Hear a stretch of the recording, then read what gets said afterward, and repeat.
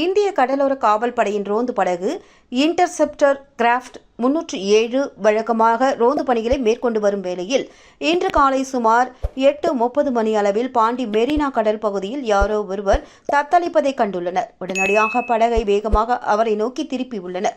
அப்போது படகில் இருந்த உயிர் மிதவையை அவரை நோக்கி வீசி அவரை பத்திரமாக மீட்டுள்ளனர். உடனடியாக அவருக்கு படகில் உள்ள மருத்துவ உபகரணங்களை கொண்டு முதலுதவி சிகிச்சையும் அளித்துள்ளனர்.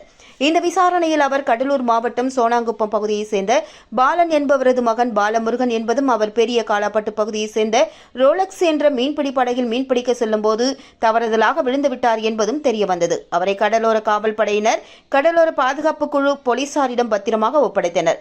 துரிதமாக செயல்பட்டு மீனவரை காப்பாற்றிய கடலோர காவல்படை வீரர்களை புதுச்சேரி மற்றும் மத்திய தமிழ்நாடு பகுதியின் கமாண்டர் DIG SS டஸ்லினா வெகுவாக பாராட்டியுள்ளார்.